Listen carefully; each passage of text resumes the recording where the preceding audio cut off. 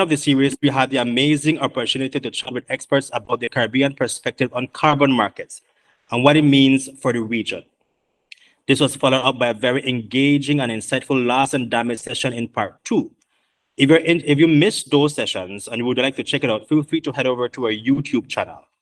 Now I'm happy to be here to host another round of learning and discussion focused on COP28 Caribbean perspectives, this time focusing on the energy transition. A key to tackling the climate crisis is to end our reliance on energy generated from fossil fuels. But what are the major challenges towards the energy transition for the Caribbean? How do we approach energy on the edge of extinction? What are the big energy stories for Caribbean journalists going into COP28 coverage? These are some of the discussion points we will address today with our speakers. So I hope you're ready to learn, and please also take note of your questions as we will be following up the presentations with a Q&A session. In addition, we'll be live tweeting this event, so if you want to chime in, please use the hashtag #ClimateTrackerCaribbean. Our speakers today are well equipped with both experience and the knowledge to share much needed insights into the Caribbean transition and what it means for the Caribbean. So without much delay, let's jump straight into it. First, we are exceptionally honored to have with us Senator the Honorable Dr. Joyelle Clarke. Dr. Clarke is easily described as a climate action advocate, defender of youth involvement in decision-making, and a climate and gender justice specialist. Professionally, she became one of the youngest females to become a director of government office, the Department of Constituency Empowerment in 2012. Shortly after, Dr. Joyelle Clarke worked as an educator, bringing her passion for the environment and youth together under the banner of one of the most strongest youth-led environmental programs in St. Kitts Nevis. Thank you for taking time out of your schedule to be with us this morning, Dr. Clarke. The floor is yours.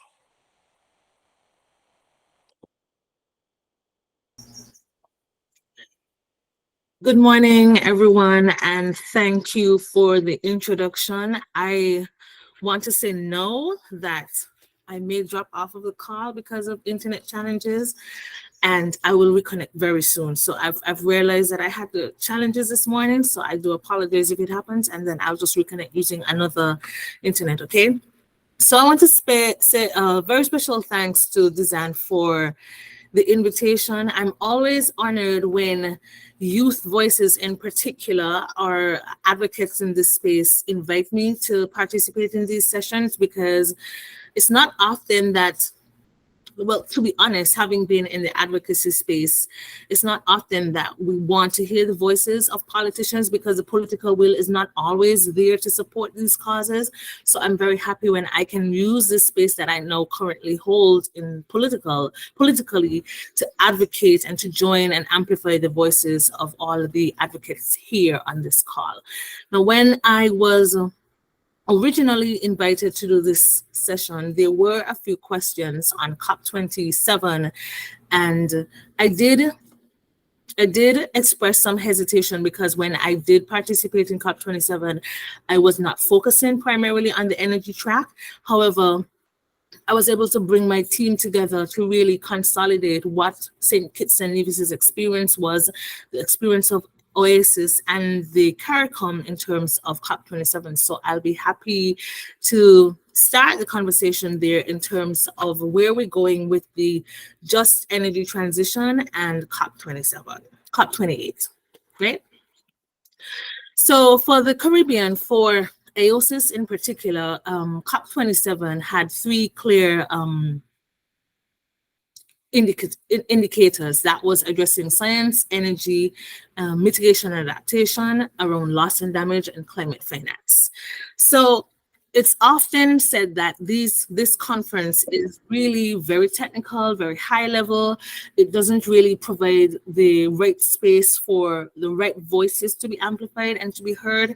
And I've recognized that is really something that we have to work towards, and that's why these sessions are so important, where we lead up to COP28 and we're making it very clear that this is what the advocates, young people, and persons working in this space want out of COP28 and each COP going forward. So we saw in COP27 that there was retaining to the call for phasing down unabated coal power use and phasing out inefficient fossil fuel subsidies. And it's very interesting that language is really the sticking point for COP, phasing down and phasing out. However, not so much heavily on the phasing out as we realize from the outcomes of the agreements for COP. There was urging of parties that would not have communicated new or updated nationally determined contributions, and I'm happy to say that St. Kitts has been able to communicate its commitment to 61% reduction in greenhouse gases, establishing a work program on just transition to discuss pathways to achieve the goals of the Paris Agreement, and also urging developed countries to provide enhanced support to assist developing countries in both mitigation, adaptation, encouraging other parties to provide or continue to provide support to voluntary phasing out protocols. As per usual, the call for multilateral development bank reform, and we're seeing this conversation continuing throughout the year. And if you're following most recently the Paris Summit on Climate Finance hosted by President Macron, where there was another commitment by the global north and by the international financial architecture to really address the problematic climate finance systems, which make it very difficult for developing countries to respond to climate crises, to manage debt, or to even manage debt sustainably, and to phase out fossil fuel dependence. So I think the key question here is, what was the Caribbean perspective at COP in relation to energy transition, and also the major challenges towards energy transition for the Caribbean? So we're seeing that the Caribbean in COP27 was host. The Caribbean supported the position of AOSIS, and AOSIS fortunately was cheered by Antigua and Barbuda, which really pushed for the establishment of the Loss and Damage Fund. And now we're moving into COP28, where we are pushing for the capitalization of the Loss and Damage Fund. Transforming energy systems and enhancing energy resilience with a focus on decarbonization of energy systems, accelerating deployment of renewables, enhancing energy efficiency measures, and adoption of low carbon technologies in the energy sectors are the key priorities for the Caribbean. It's very important to note that a just transition will require a clear focus on means of implementation for SIDS, making financial institutions and their policies, as well as innovative instruments, more fit for purpose for targeted SIDS. So in terms of actionable solutions, AOSIS encourages all financial bodies to adopt elements of just transition in their funding approval processes. So the major challenges for the Caribbean really relates to these outcomes from COP and where we're going for COP28. The only way for us to achieve a just transition as Caribbean SIDS or as SIDS or as a global South is really for a real shift in the financial architecture and the financial landscape.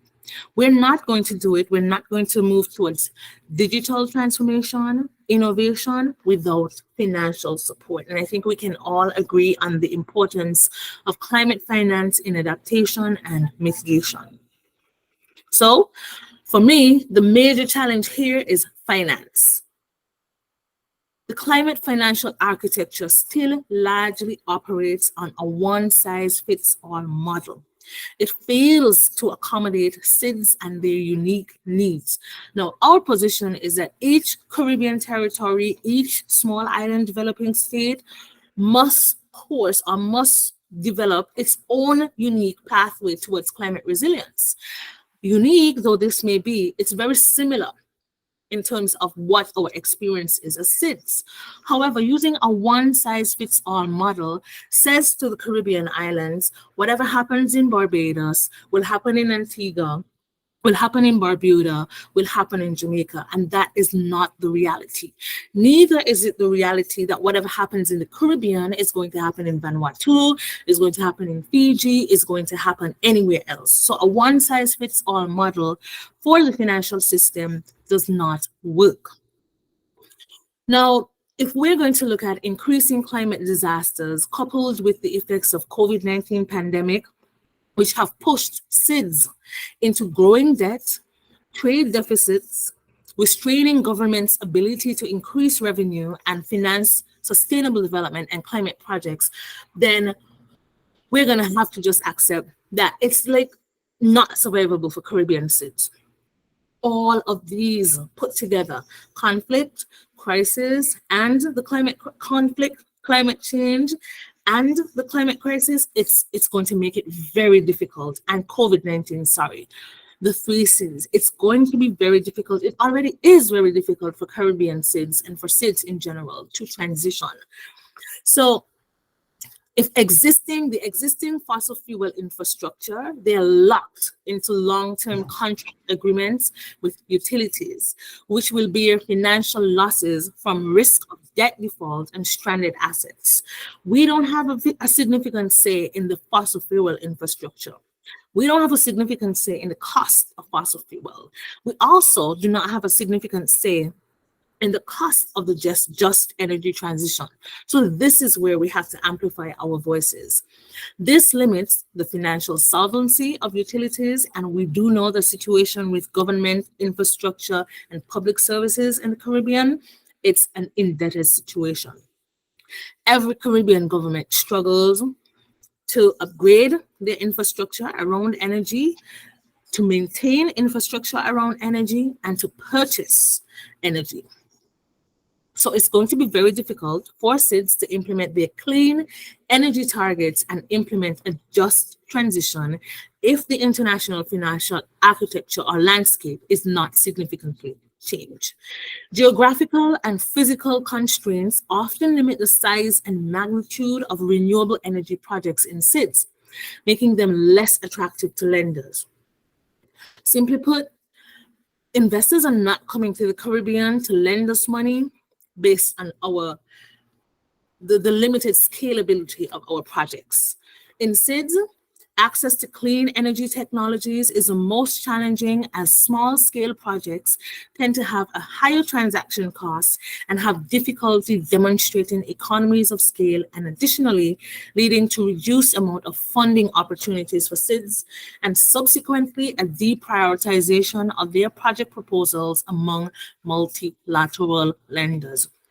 I don't want to spend a lot of time talking and lamenting about the difficulty in submitting projects for international funding, even through dedicated climate finance funds. Everybody knows how difficult it is. We have to import the expertise to develop our projects, import the funds to execute our projects, and then import the expertise again to review our projects to determine if they were successful. That is extremely problematic. That is not sustainable, and that does not lend to innovation and creativity and indigenous knowledge when it comes to how we manage our energy infrastructure or energy projects.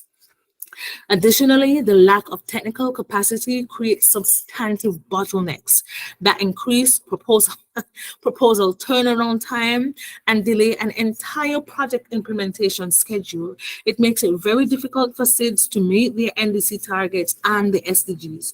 We all know that we have 7 more years to the 2030 agenda, and many Caribbean SIDS are struggling to meet this energy agenda, especially as it relates to SDG 7, clean energy or cheap energy, low-cost energy, because of the setback from the current conflict and the increasing cost of goods, and secondly, the COVID-19 pandemic.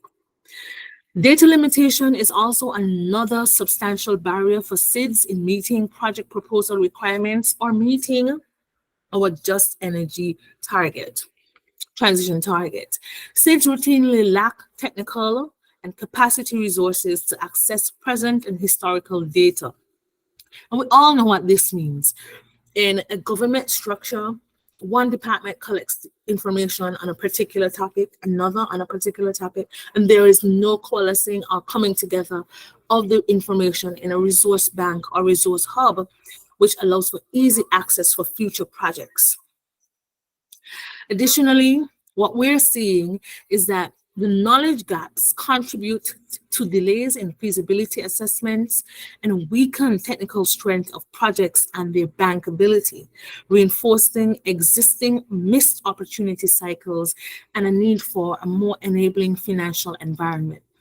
And if any of us work with these agencies, whether it's civil society, NGO, or within the government system, we do know the trials and tribulations, let's say, that civil society organizations face in accessing grants or writing projects for financing energy solutions. I want to use this opportunity to recall an experience I had with a female agricultural processing group. They farm and they take their farm products and they process them. So breadfruit is turned into breadfruit flour, cassava into cassava chips, mango into mango jam, and they needed an option, a solution rather, for their energy cost. The solution was solar panels. To access the grant funding for the solar panels, they had to write a project proposal. The project proposal was 20 pages. Then they had to review several legal documents. Then they had to sign the MOUs and set up banking systems, conduct regular meetings, write notes, share. Now, I'm not saying that any of these procedures are wrong. I'm saying sometimes they're prohibitive. Now, when you take a rural female group, average age between 60 and 75, and ask them to access grant funding through very technical documents, you are sending the wrong message. So here, I want to advocate for flexible funding, for funding which does not require tedious paperwork. So civil societies and organizations, NGOs, and even governments can access much needed finance for just energy transition. And that's the whole purpose of just energy transition conversation, right? That the most vulnerable and those who need energy the most can access it. That countries can be fair, that the playing field can be fair, well, equitable in terms of transitioning to away from fossil fuels. So I think finally, I think I've used up my time. Finally, in terms of any major stories that our Caribbean journalists should look out for when reporting on COP28, I want to recommend that we look at the language. Are we committing to de-risking, decoupling, phasing out? Are we committing to phasing down? What are we committing to in terms of coal, in terms of fossil fuels? And look at who's making the commitments. Because generally, the big players, and I'm sorry if I have to call people out, but you have to, US, China, the UK. Let's look at what their language is around the just energy transition. And let's also pay special attention to what CARICOM is doing and what the OECS is doing at COP28, because they are to be the amplifying platform for our voices as activists, as governments, as community groups. And if they're not pulling and pushing for just energy transition, which supports the Caribbean, then they have failed. Now, if the US, the UK, China fails us, then probably we expect it, but we still have to advocate. But if our own bodies fail us, then we have a serious problem in the Caribbean, and we're not working for the most vulnerable amongst us. Thank you. Thank you very much, Dr. Clarke. An excellent, insightful presentation, and I think many of us here agree much, if not all, of what you said, especially with the use of language needed when it comes to these very technical, highly technical negotiations. There are COP28 upcoming, and the generalization that a lot of the international communities or the bigger polluter countries make, that one size fits all. It doesn't, actually. It doesn't, and a lot of other SIDS countries are being devastated by the effects of climate change. So thank you very much for sharing your knowledge and your expertise in this area. And from one powerful Caribbean woman to another, it gives me great pleasure to welcome now Melinda Janke. Melinda Janke is an international lawyer and attorney at law in Guyana, where she leads litigation challenging ExxonMobil's massive oil and gas operations. Her successes in 2023 include winning an unprecedented court judgment requiring an unlimited, uncapped parent company guarantee, an indemnity from ExxonMobil Corporation, obtaining a legal ruling establishing liberal rules for local standard in public interest cases, declarations that ExxonMobil subsidiary is in breach of its environmental permit, and the Environmental Protection Agency is in breach of its statutory obligation. Belinda is a recipient of the prestigious Commonwealth Lawyers Conference Rule of Law Award in 2023. Belinda has advised governments, corporations, indigenous peoples, and conservation organizations and worked in more than 20 countries. Belinda, we're excited to hear from you. You can take it away from now. Great. Good morning. Thank you very much. I just want to thank Dizane and you, Hippolyto, for inviting me to this morning. And also say thank you to the Senator for a really interesting and informative presentation, and to say that we could not have asked for anything more, and you are a hard act to follow. I'm very glad to see that there are young journalists here, because I've been wondering, where is the Caribbean youth? And I'm really excited that you're here this morning, because you hold the future in your hands. Now, as journalists, you know, we're a storytelling species, and I'm going to tell you a different story this morning. I'm going to tell you a story of a planet that is being turned from paradise into hell by one species, the human species. Now, just to give you the context, the Earth is in what scientists call the Goldilocks zone. It's at the right distance from the sun. It has water that is primarily liquid. It had a benign climate, and in fact was the perfect environment for the emergence and persistence of life. And as far as we know, we're the only one. Now, Wallace Broecker was an American scientist who first was credited with coming up with the term global warming back in 1985. And he said, "Is there any reason to believe that our planet's hospitality to life will one day change for the worse?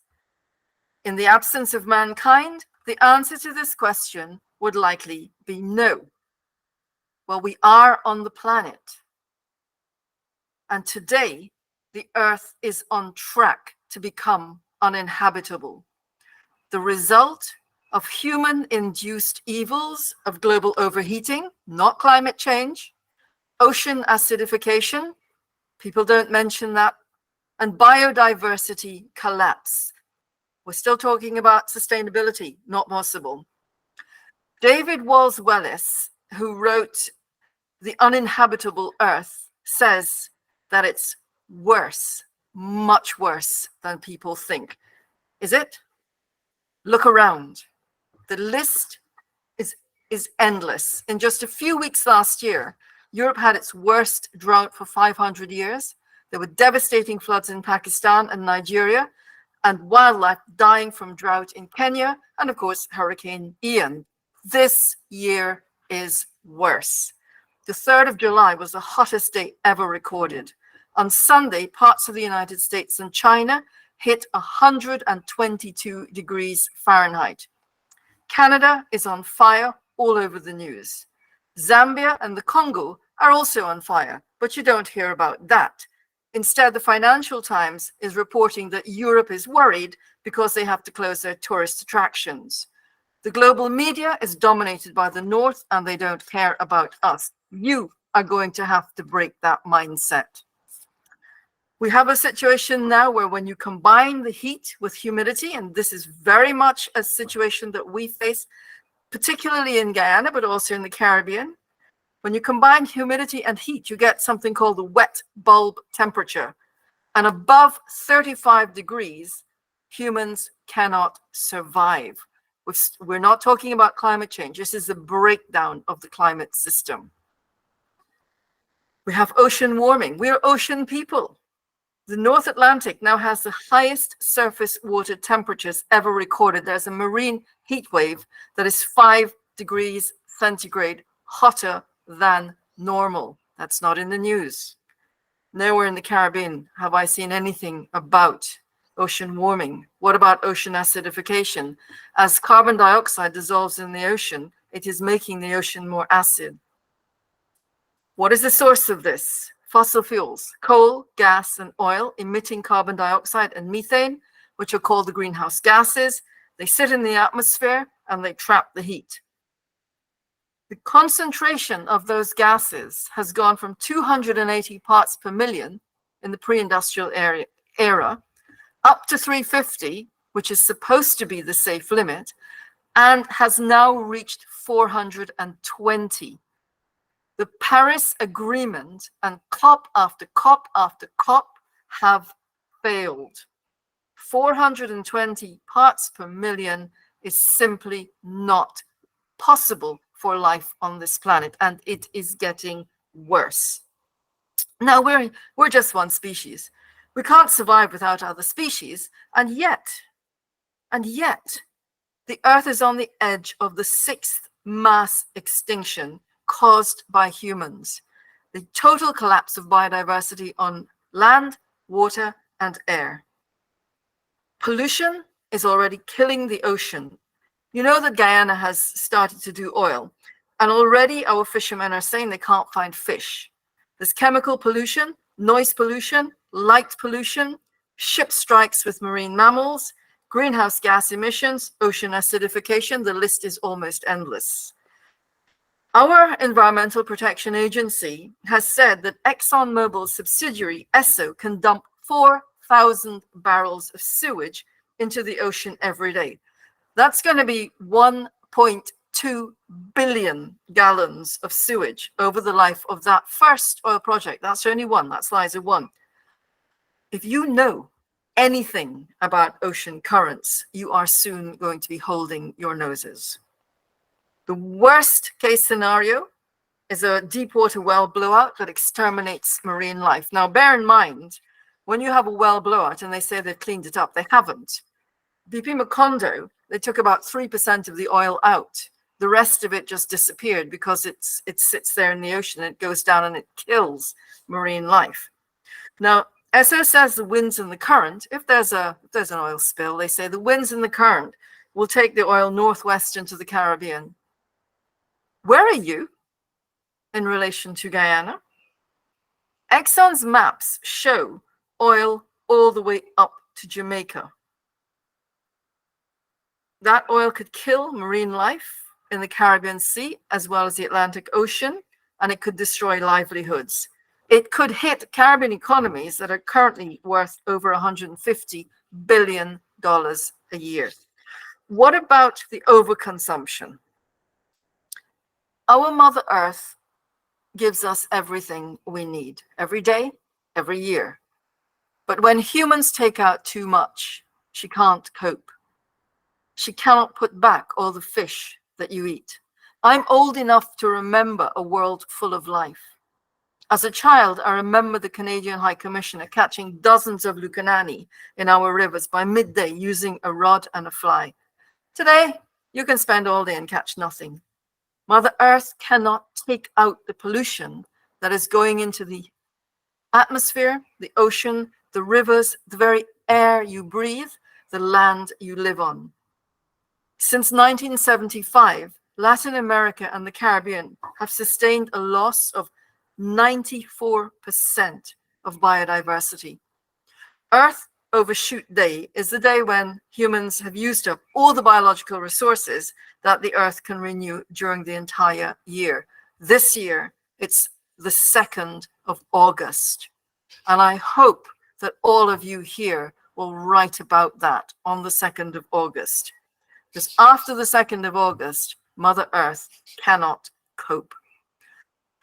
So before I move on to energy, I just want to throw out a couple of questions. When you write as journalists, do you locate your work in reality? The reality that human survival is in danger? That you and your families and communities face an existential threat? And I just leave that there for you to reflect on. So in the midst of all of this now, we have energy. And we're told there's an energy crisis. In fact, there is no energy crisis. There is a political crisis. And as a senator mentioned, if you don't have the political will, then things are very difficult. Big oil, the fossil fuel sector, has a business plan which depends on poisoning the air, the ocean, the atmosphere, and the land, and killing life, killing marine life, killing life on Earth. That's not a viable business plan. And we have a problem because the global North governments are locked into fossil fuels. They are pro-fossil fuels. The United States, the United Kingdom, the European Union, Norway. Norway is often held up as an example of wonderful development. Well, Norway is one of the biggest fossil fuel producers on the planet, and they do not have $1 trillion sovereign debt wealth. They have $1 trillion, sorry, they don't have $1 trillion sovereign fund. They have $1 trillion debt to this planet for the greenhouse gas pollution that they have emitted. And we need to think about loss and damage in those terms. The subsidies are what keep fossil fuels going. There is no way that there is a viable business plan for fossil fuels. And in Guyana, which is doing oil and gas now, there is no viable business case. So big oil is prepared to destroy the earth, and either we survive or the fossil fuel industry survives temporarily, and then everything collapses. It's them or us. So what's the solution? Well, it's obvious, is it not? If you just sit back and think about it, it's obvious. Renewable energy. And that means renewable energy now. The just transition message that came out of the Paris Agreement in 2015, well, it's 7 years later, and there has not been a just transition. The time for a just transition is over, because we are in a situation of injustice. And every day that this continues is a day of injustice. People are already dying. Animals are dying. The life support systems of the earth are collapsing. And there is a disproportionate impact on the global south. There is a disproportionate impact on us in the Caribbean. The Caribbean, incidentally, which has done virtually nothing to contribute to the breakdown of the global climate system. So, and I want to go back to Guyana just briefly, because Guyana is a carbon sink. Never mind this lunatic policy to develop oil and gas offshore Guyana and poison the earth. Guyana is still a carbon sink. And we are, at this moment that I am speaking, Guyana is a climate example, a climate solution, and the Guyanese people are climate heroes, because we're taking the carbon out of the atmosphere so the rest of the world can live. So we have to move now to renewable energy. We should have moved already. Since 2021, the International Energy Agency has been saying, don't do new fossil fuels, or there's no way we can limit the temperature rise to 1.5 degrees centigrade. 1.5 is already problematic. At 1 degree centigrade, corals begin to die. The people in the Paris Agreement had no right to agree that big oil could fry the planet and raise the temperature by another 1.5 degrees. In my view, that's ecocide. You know that life cannot survive. You know corals cannot survive. So 1.5 to stay alive is a lie. Now, where are we going to get this energy from? Well, you know, there's this big ball of fire in the sky, and it comes up every day, and it's free. Global energy use in 1 year is 400 quintillions. I had to look this up. It's actually 400 with 18 zeros. And the energy that the sun gives us in 1 hour is 430 quintillions. So in 1 hour, the sun is producing more energy than humans can use in 1 year. Why are we not using solar energy? Why is money still going into fossil fuels and not into transforming the energy systems into solar? Well, actually, The rich world is moving to renewable energy. Investment in solar is now overtaking oil. That's the future. And the International Energy Agency says solar is now the cheapest form of energy. And of course, it's ideal for the Caribbean. There are other forms of energy, hydropower, but if it's big hydropower, it's dangerous. If it's small, it may be okay. Wind power. Now, again, wind farms, when you think in terms, if you have an industrial mindset and you think in terms of wind farms, it's a disaster for biodiversity and it can have devastating impacts on birds. But small may be okay. And so the idea here that I want to throw out to you is to get away from the old-fashioned thinking of industrial energy and think instead in terms of free energy, think in terms of energy freedom. Get away from the old-fashioned thinking of national grids controlled by rapacious private corporations, corporations supplying other private corporations. So big oil's profits have been massive. They're so-called profits, because if they had to pay for the pollution, they wouldn't be making these profits. Get away from thinking of the grids run by private corporations, and also move away from this idea of governments controlling electricity.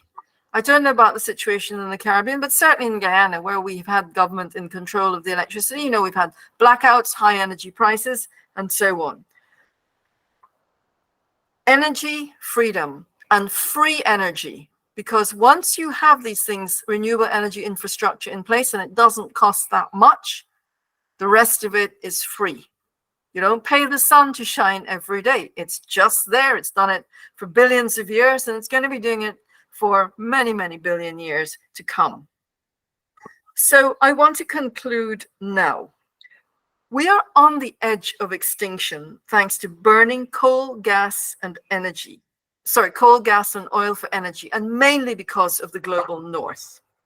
That's where the Industrial Revolution took place and where the bulk of the pollution of the atmosphere, that's when it happened. It's not the global south in the same way.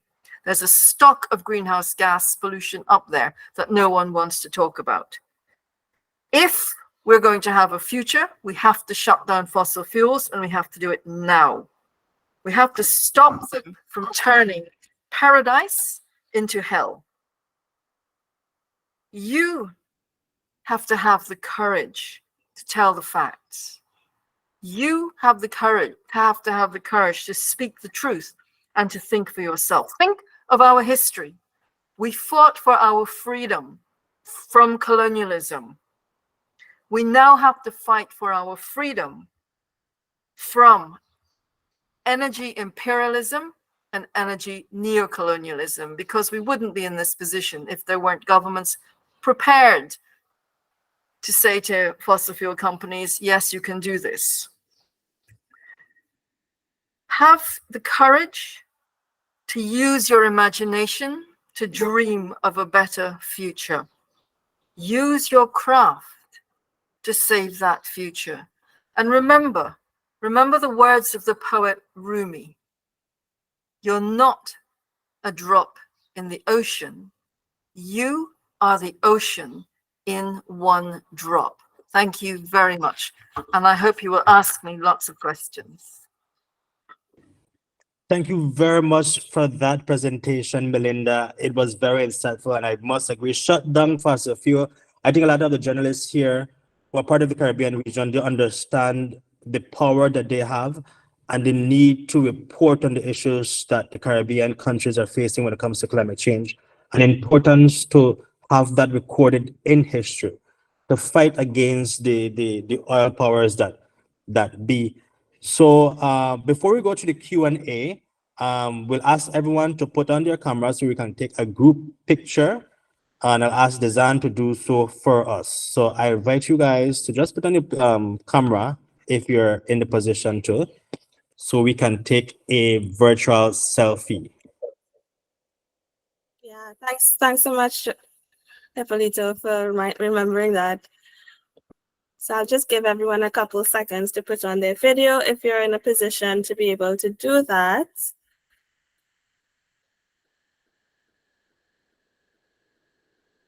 See some videos coming on. All right, so I'll take that shot in, can't even locate myself. So there's so many people on the call. Thank you for joining us, everyone. All right, so I'll be snapping in on the count of 2, right? So just put on your smile. 1, 2. All right, thank you. Thank you very much for that. Back to you, Adelita. Muchísimas gracias. Thank you very much.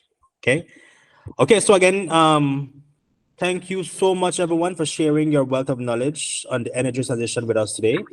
Your both presentations were in depth and are really important in helping us focus on the important messaging needed to amplify this issue.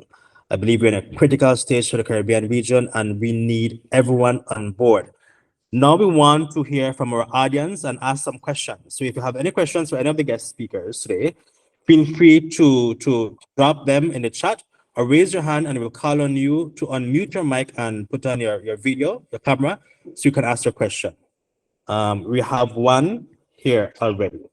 You can go ahead, Stephanie. Hi, good morning, everyone. Thank you so much for all your expertise.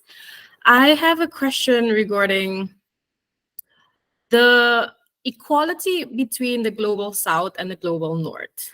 How can we increase more of a even playing field? Because let's be real, like the global north has the money, they have the resources. How can we create a more even playing field so there's less of a power hierarchy, or is it just not possible? That was my question. Thank you.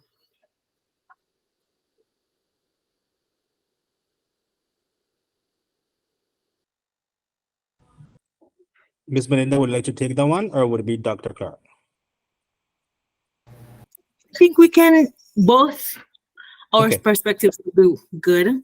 I'll start, and if that's okay, Melinda. Okay, good.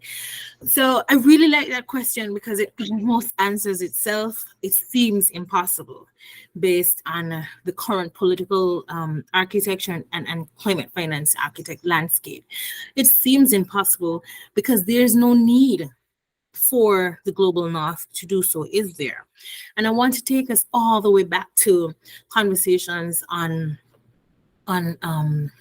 climate reparations and reparations. If there's no appetite to do that, then there's no appetite to adjust the current playing field, to level it so that we can all benefit or have equitable access to resources. There's no appetite. But how do we do this? Let's say, one, the climate coming coalition initiative, the starting.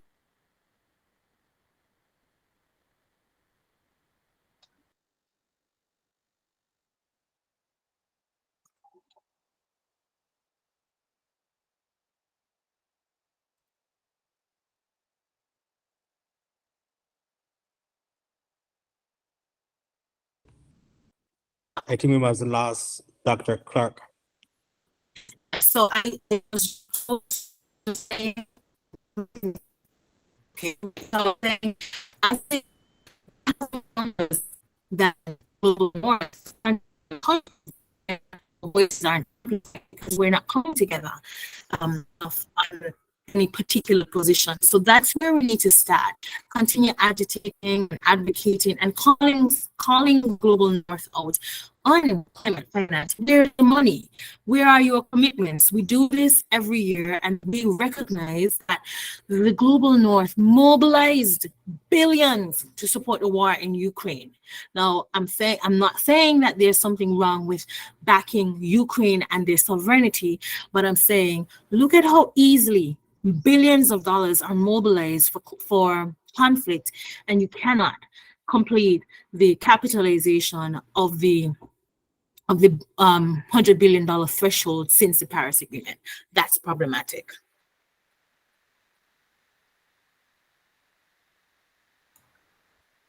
yes, I agree. I also want to add maybe a different perspective to this. When we think about the global north having the money, it's true. They have lots and lots of big numbers in their spreadsheets. We have the resources. We are actually extremely rich. Guyana is one of the richest countries on the planet. It's rich in resources. But the people of Guyana are poor because for 6 decades, our politicians have squandered Guyana's wealth.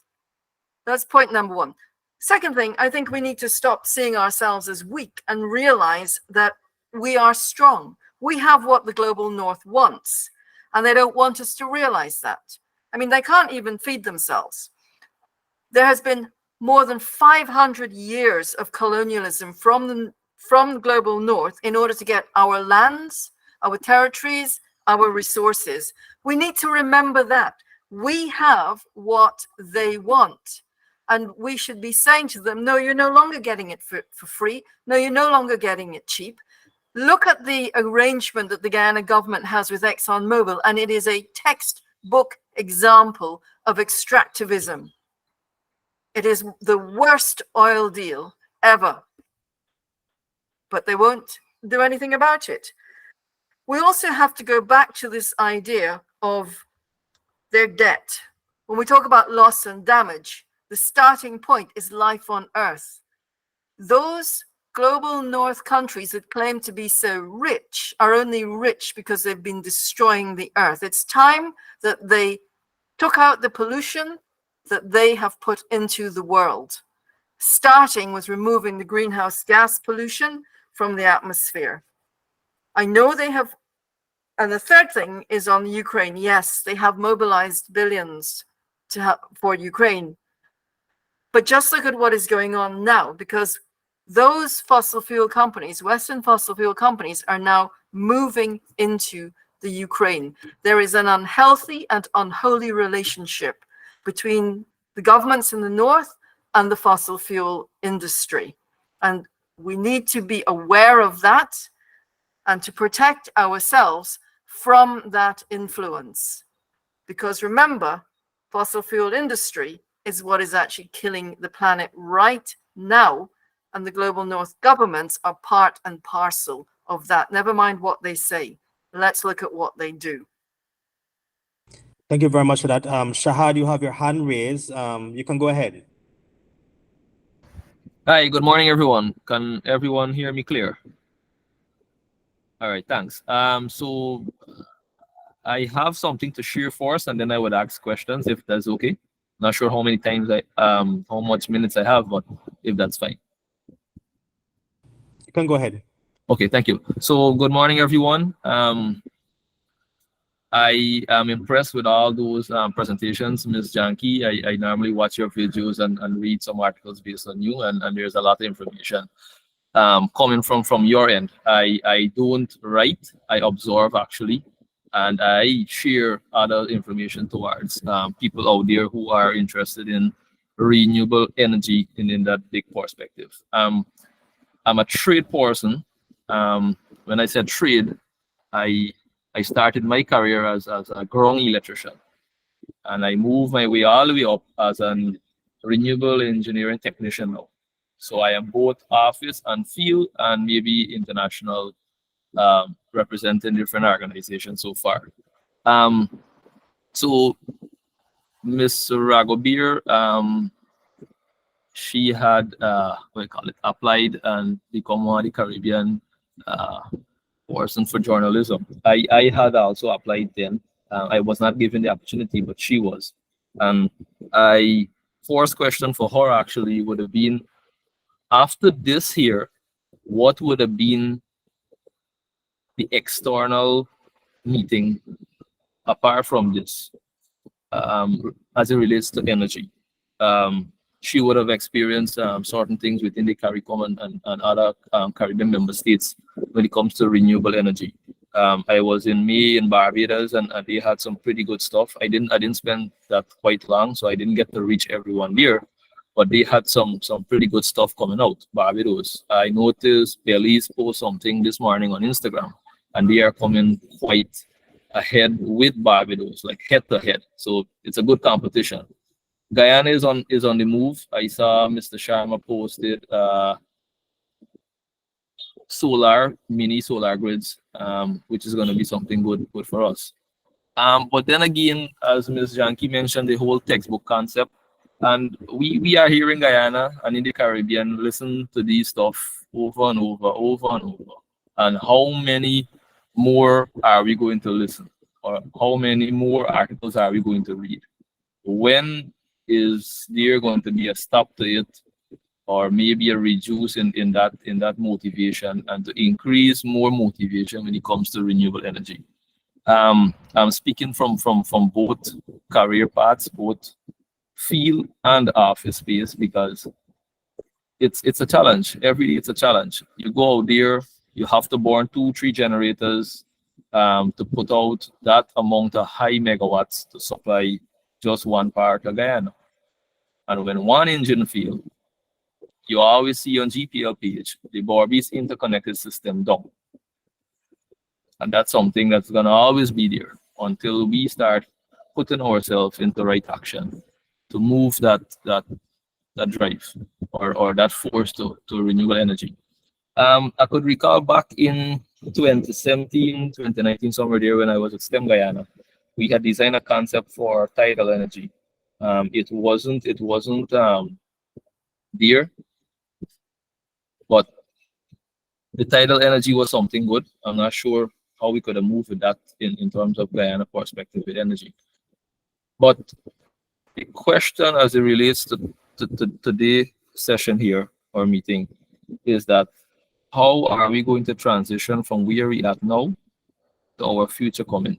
Is there going to be a youth group moving from this here or within the Caribbean to drive or to motivate others or to enlighten more people into cut a point off in fossil fuel and move to renewable energy or not? That's my take, and that's my question. Thanks.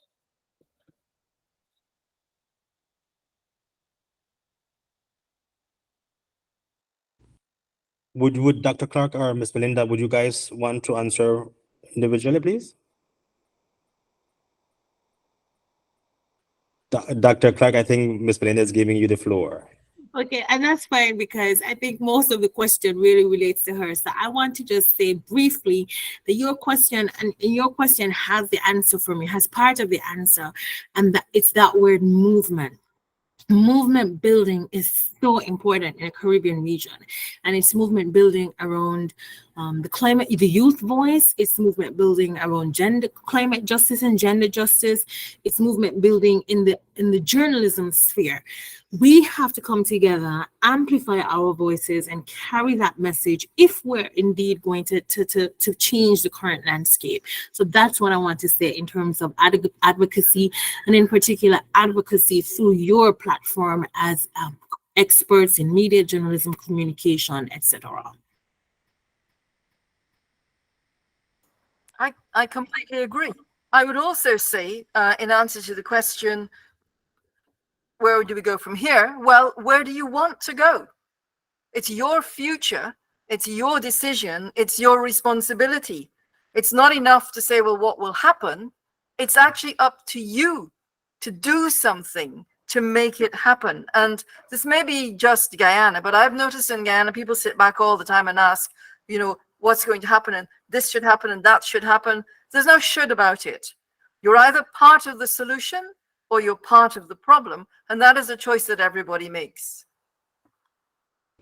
Thank you very much for that. And Kiana, before I go to you, I want to read a question from Andre. And Andre asked, and I guess either Dr. Clarke or Ms. Melinda can take this question.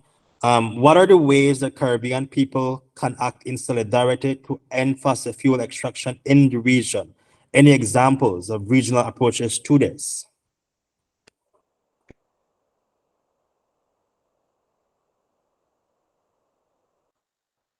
Ms. You know, Melinda. Oh, sorry. No, I really do believe that the participants here can share their experiences because there's so many ways in which we're working in our own countries that we just need to talk about and connect with other regions. I don't even want to mention the numerous ways that exist. We are all part of a network of movers, actors, and shapers, and we should all share what we are doing. That's my short answer.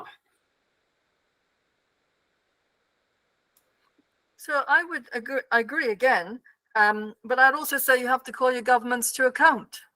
I mean, that is the purpose of democracy, is that your government is answerable to the people. But if the people don't ask questions and don't demand accountability and don't demand transparency, then democracy fails. It's not about voting every 4 or 5 years.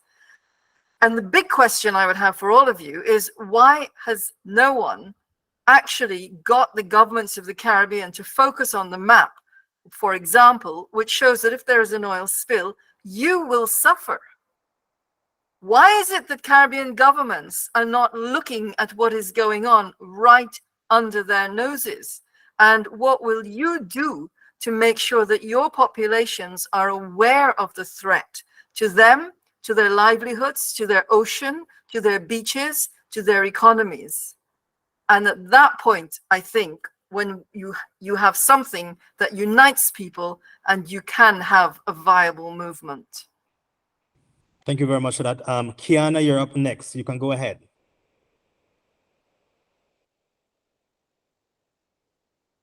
Good morning, everyone. Can you hear me? Great. Ms. Melinda, and I'd like to thank you for the really impassioned presentation that you provided, as well as the other presenter. Really groundbreaking thoughts and perspectives offered.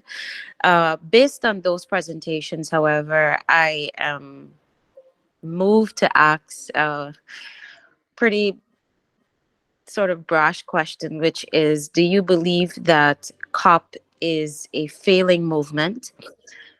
Reason being is that if you look at the aid mobilized for Ukraine, it's already over 100 billion. And the majority of that was mobilized by the US, over 70 billion in such a short space of time. So do you see this sort of mobilization as a slap in the face for the quick mobilization, as a slap in the face to small island developing states? And do you see COP as a failing movement, given that the big emitters are not stepping up to honor their promises and be leaders on this just transition that we've been asking for? That's my question. Thank you. Yeah, maybe if I could go first. So yes, COP is a failing movement. In fact, I would say it's a failed process. It comes out under the United Nations Framework Convention on Climate Change from 1992, which says that we want to stop dangerous anthropogenic interference with the climate. Well, that didn't work, did it? At the time, the greenhouse gas pollution was 349.99 parts per million. It's now 420. It's been an utter failure. Is this entire process with mobilizing money for the Ukraine but not having anything for the Caribbean, is it a slap in the face? Yes. Yes, it is a slap in the face. And we ought not to be sitting back and allowing this. But remember that money is going to the Ukraine. And of course, money should go because that is an invasion that is, in my view, it is a crime of aggression, just as the invasion of Iraq was, but we tend to forget about that. But at the same time, that money is also being used to enable fossil fuel companies now to get into Ukraine. So we have a failing system, and I don't know, and this is everyone's personal decision, the extent to which you want to continue in a failing system, or whether you want to find another way to secure your future. I completely agree with you, Melinda. I mean, there isn't anything else to add here because you are so correct. And to your question, Kiana, yes, COP has failed us. Yes, COP has failed the world. Yes, we should. It's a bigger slap in the face. It's like a box in the face, a box and a kick in the face of the Caribbean. Like, hello. And we've said this just yesterday. I was in Brussels for the EU CELAC summit, and every single Caribbean and Latin American head of state said, "You have failed us," and they said this to the EU. And I'm saying, if we say this at every single forum, what else do we need to do? Do we need to show more images of the world burning? Do we need to show more images of our countries flooding, of our seas? Right? We don't. They know. They do not care. And why do they not care? Because we continue to pander to their needs, to respond to their requests, and then to participate in these fake sessions for global action and global ambition. And we repeat it every year, and we don't push our agenda. We're afraid to push our agenda because we're afraid of embargoes. We're afraid to speak out. We can't participate in COP28 and blind and close our eyes to what's happening in Haiti, to what's happening in Cuba, to the economic aggression for Venezuela, and then go to them and say, yes, we support you.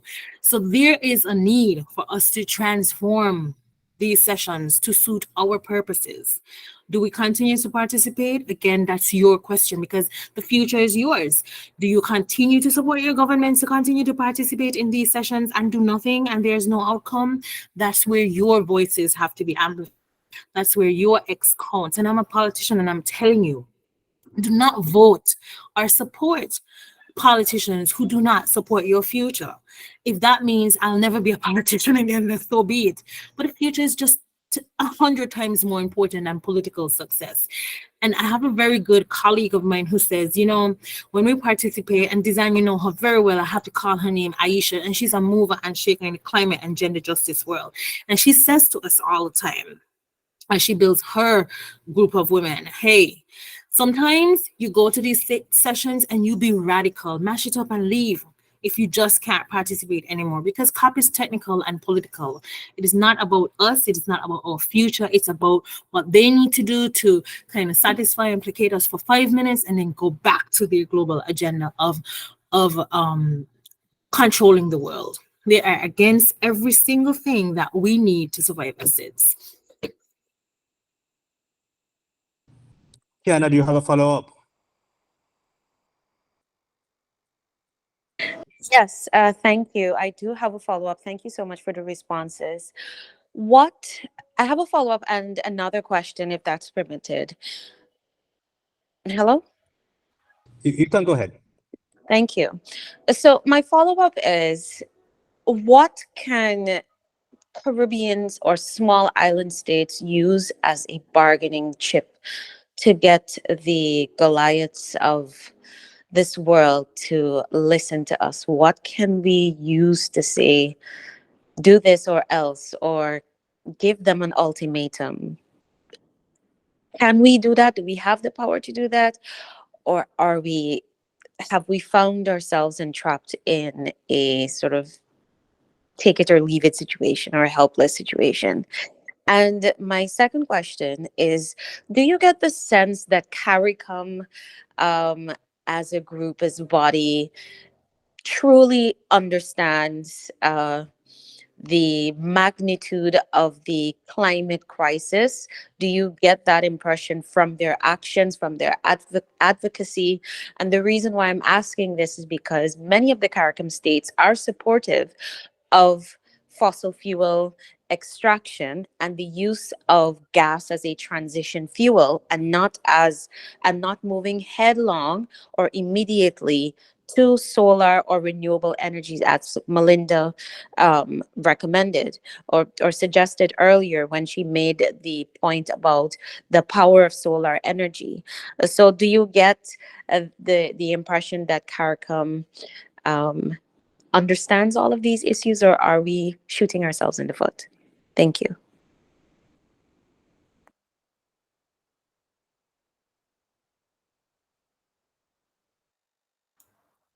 Maybe I could just have a go first. So your first question is, what can small island states use to get the Goliaths to listen? I'm not from a small island state, so I can't really answer that, except to say that you need to have the right people talking, because people are already in that space.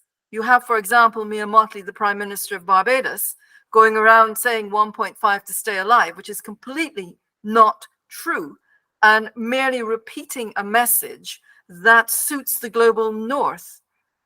So it's got to be the right people. It's got to be the right message. If CARICOM really thinks that gas is a transition fuel, then we have a serious problem, because there's no way, in view of the science and the economics, that anybody could today say that gas is a transition fuel. That is wholly discredited, and it is only the global north that is pushing that agenda, because they need to do something, because they're going to be faced with stranded assets. Coal is already pretty much a stranded asset. Gas is going to be next. So they need to dump this message somewhere, and it would seem that CARICOM is welcoming this with open arms, instead of questioning and asking, why are you telling us gas is a transition fuel when it's so obviously not a transition fuel? So yes, they're shooting us in the foot, but they're also shooting the Caribbean in the head, because we cannot proceed with a gas-based economy.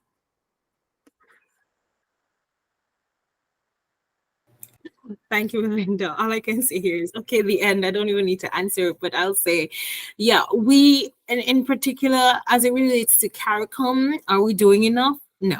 Can we do more? Yes.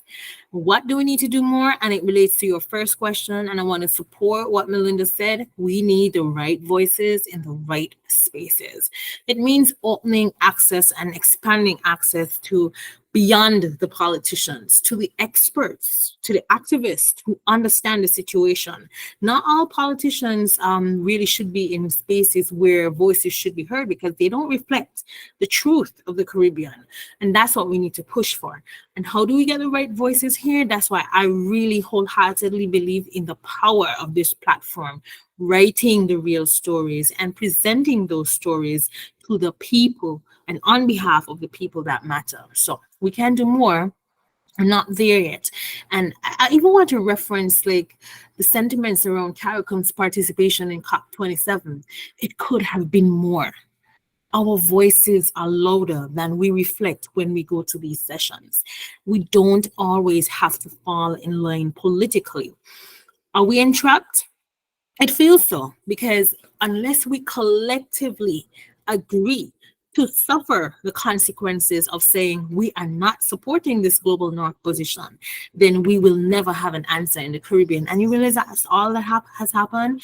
If you take a look at the political history of the Caribbean from the Federation, 1 minus 0, 10 minus 1 is 0. Caribbean countries sometimes are afraid to just go to the extent that's needed to really change the international architecture and landscape, because we are afraid of suffering. And we cannot do it as individual countries. That's where CARICOM really has to step up. Thank you very much for that. Time is allowing me to permit one more question, and that question comes on the chat. And there's from Chanel, and Chanel is asking, I have recently seen that there has been a decision in the recent EU CELAC that the developed countries pledge 100 billion yearly to climate adaptation. How feasible is this being actually generated, since quite often they call numbers, but that is the extent, words and no action? Melinda, would you want to take that?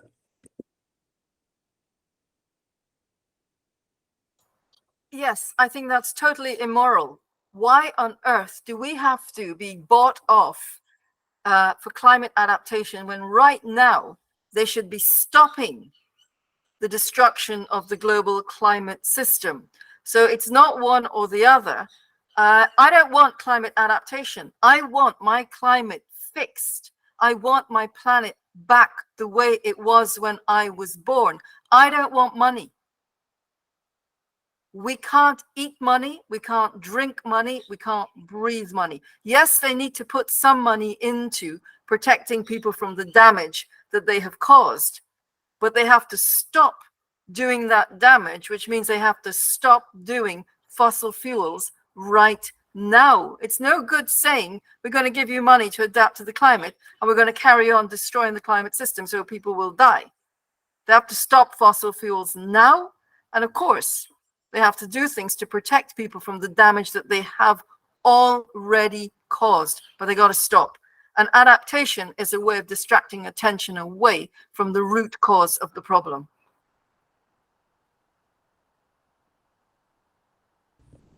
And thank you very much for that. Very, very robust Q&A session. And thank you for our speakers. It was excellent.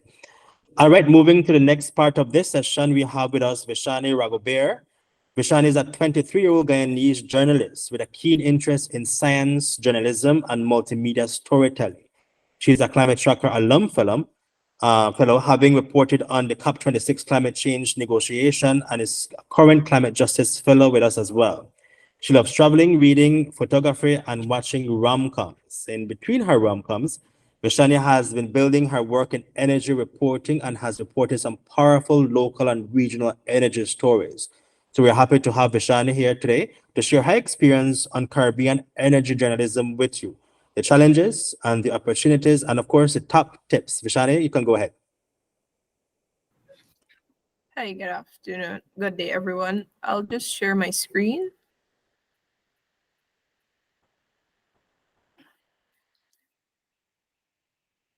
There we go.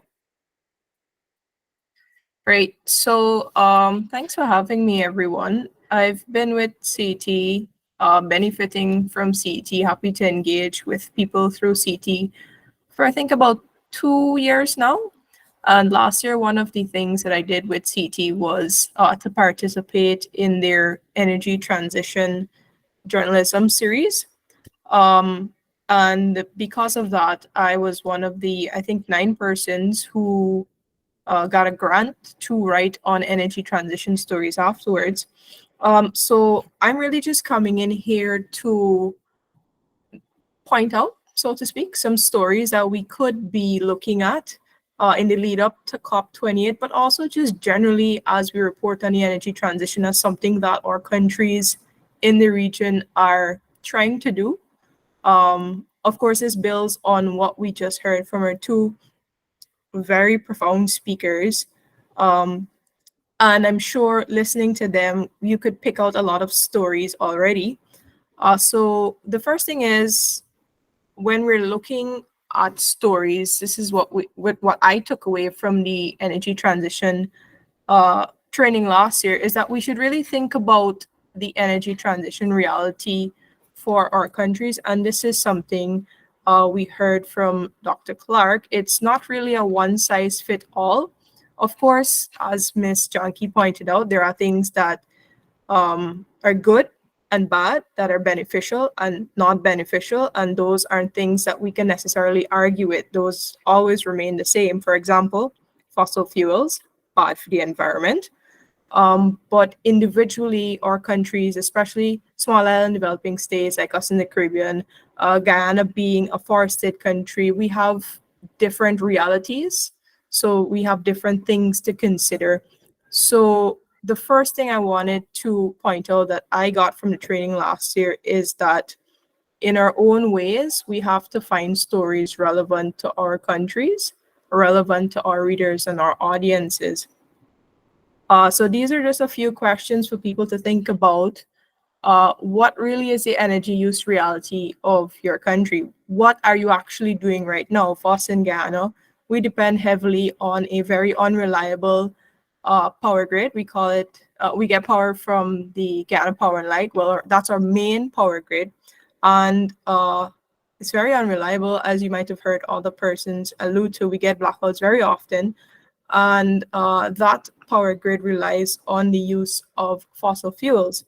Now, as per NDCs, we're trying to move away from that. We're trying to do more renewable forms of energy, and we're also trying to use some of the natural gas that we're producing offshore as a sort of transitional fuel. And Ms. Janke shared her thoughts on why that shouldn't be done.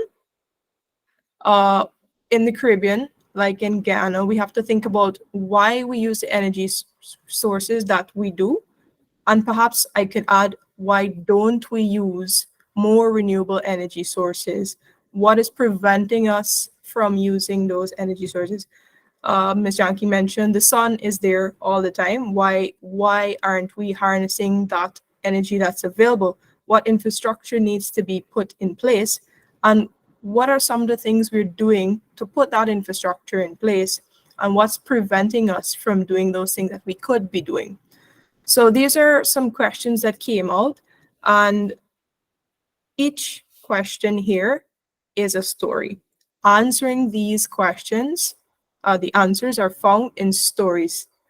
So last year, before I come to that, last year, a lot of those of us who benefited from the grant, we decided to answer those questions through our stories. So I have here 4 stories. There are 2 from Trinidad, my story, and a story from Jamaica. And each of these 4 stories really highlighted the realities for the countries. What I liked about the 3 stories from Trinidad and Tobago, because Rachel wrote 2 stories, was that they essentially explored the same reality for Trinidad and Tobago, but they sort of showed the nuances of reporting on these single issues. So they're really nuanced in their writing. Ryan focused a bit more on what happens for the workers. Trinidad has been so dependent on an oil and gas economy for so long. Well, what happens now that the country is trying to move away from that? And then Rachel, in her story, she spoke about, yes, again, Trinidad has been so dependent on an oil and gas economy, but what happens now that the country is trying to move away from that? What can the country actually do? And perhaps what is the country already doing? For me, I spoke about the Wales Gas Energy Project, what that means for us in terms of moving away from our very heavy dependence on fossil fuels, and whether that could really be something that takes us towards more renewable energy, or is that something that we're going to be more dependent on? And the story from Fiona, we also saw that Jamaica is trying to move away from their fossil fuel dependence as well and move to more renewable sources of energy. These are all, I would say, stories from a country perspective, like on a national level. What is the country trying to do to move away from our dependence on fossil fuels and move towards more renewable energy? We also had 2 more stories that I wanted to mention. David and Kimal, both from Ghana. They spoke specifically on the solar energy sector. And what I loved about Kimal's story is that Kimal showed a bit of what is possible when you have an enabling environment created. But he also wrote about a Tesla coming to Ghana. And if you're Guyanese, or if you have any idea what goes on in Guyanese social media, you know that when that Tesla came to Guyana, there were a lot of people talking about it. A lot of people were intrigued, excited, whatever it was. And I think Kimal did a really good job at bringing people into the conversation on renewable energy, on solar energy, by mentioning something that people were already talking about. And it's just to add that climate stories, the reality is climate stories, energy transition stories, a lot of people don't exactly see these as the quote unquote sexy or exciting stories. You always have to find ways of making your stories more attractive to bring people into actually reading it. Because you could be here doing the very important work, highlighting these issues, but people still need to read your stories to understand what's going on. So I really love that from Kimal. And then David, on the other hand, yeah, there's a lot of focus on Ghana and oil and gas. But David, in his story, actually showed what the country is trying to do as it relates to solar energy, which is something that we need to do more of. Then there are other stories. I mentioned the stories earlier, sort of focus on things from a government perspective, a national perspective, so to speak. But it's not just governments that are involved in the energy transition, and not just governments should be involved. Companies have a huge stake in all of this. Companies profit on the continued dependence on fossil fuels, And so we also need to look at how we bring companies into all of this. How do we frame the conversation in a way that we don't just put all of the responsibility on governments, on citizens, on people putting solar panels on their rooftops and trying to do things to help us transition.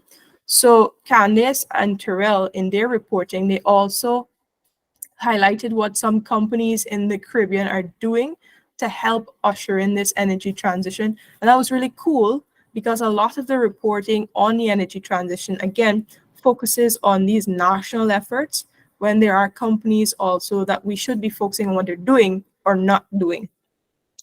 Finally, I just think there are a few gaps we should be paying attention to.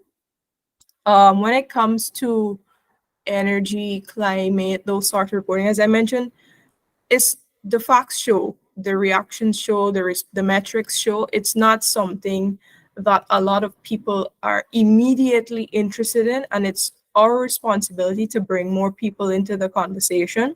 It's our responsibility to help edify more people, to help amplify the voices of people doing the work, the very important work. And one way of doing that is to also explore more multimedia content.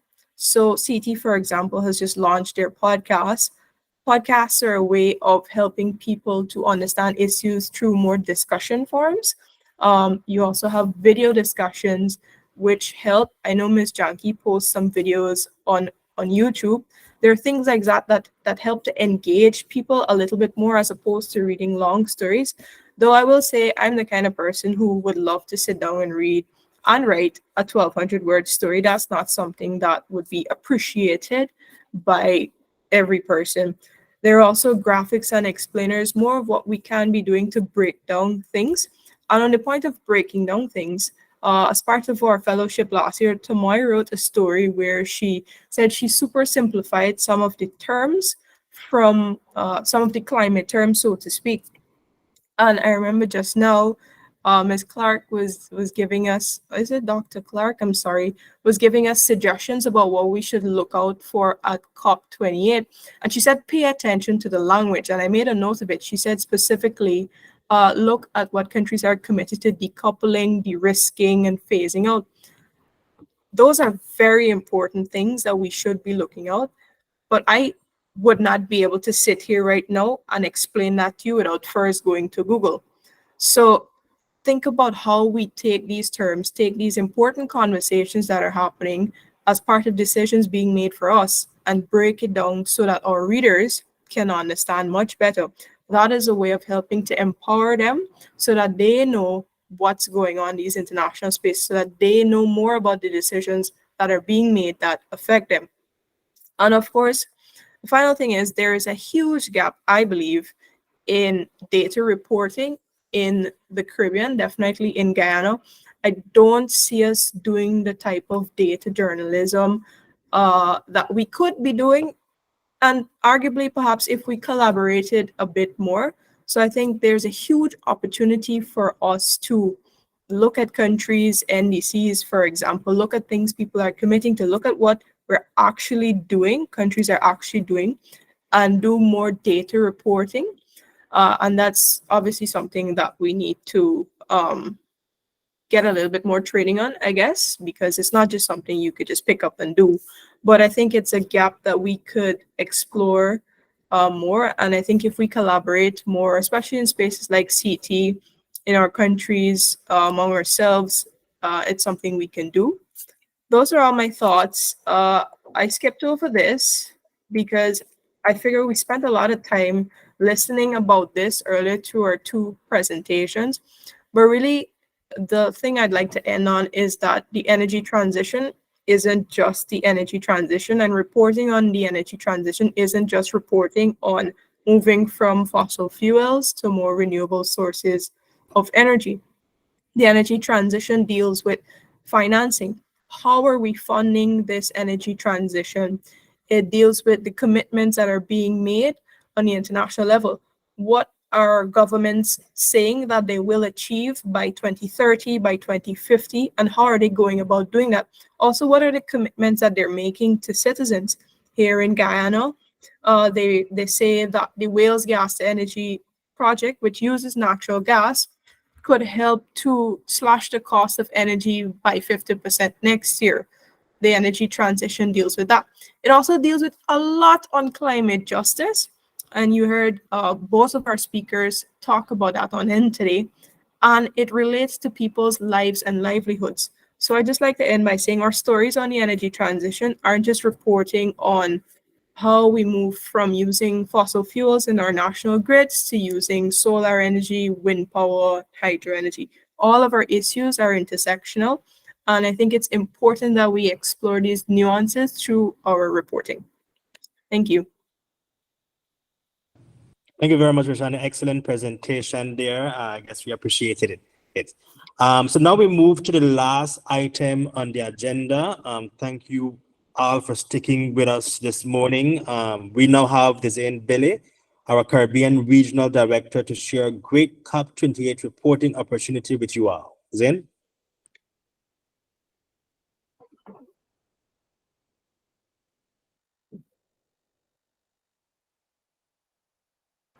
Hello. Hi. Can you hear me? Can you see me? Can you hear me? All right. Yes. Okay. Thank you so much, Vishani, for that presentation. It was really nice to see, the different angles that can be taken from the Caribbean perspective. A lot of the times we tend to, in our reporting, lean on the narrative that's available, which is widely the north, from the north. But for us at Climate Tracker, it's very important for us to understand, what is the local context, what is happening locally, and how can we share our perspectives and our narratives with the rest of the world. So it's really nice to see energy reporting and energy reporters like Vishani, like Kimal, that she mentioned in her presentation, sharing the Caribbean perspective. Okay, so now before we go, I just want to share with you a little bit about Climate Tracker and an opportunity that we have for journalists to report on COP28 this year. So just let me share my screen and I'll get straight into it. Hey, Policia, can you let me know if you can see my screen?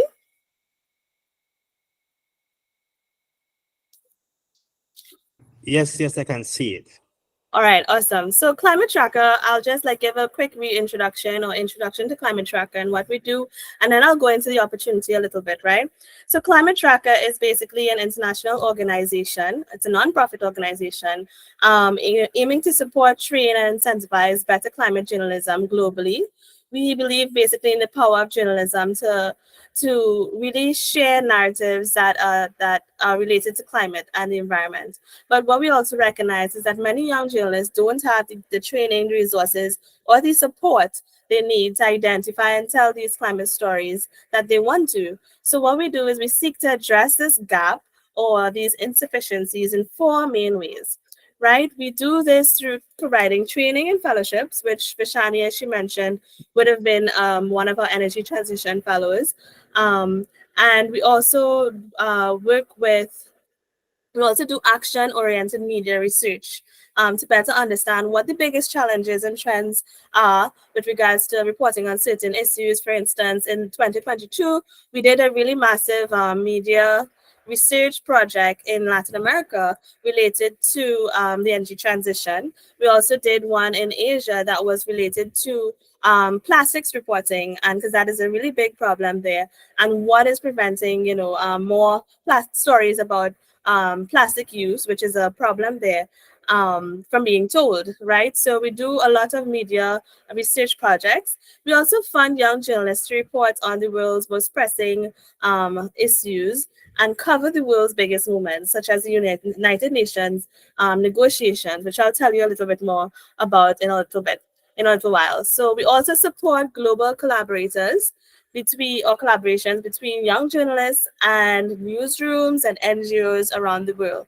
So these are the four main activities that we engage in different ways to help bridge that gap between, a need for more climate stories from the global South perspective, and I'm putting that in quotations, from the global South perspective, in Latin America, Caribbean, Africa, and Asia. These are the countries that we usually work in.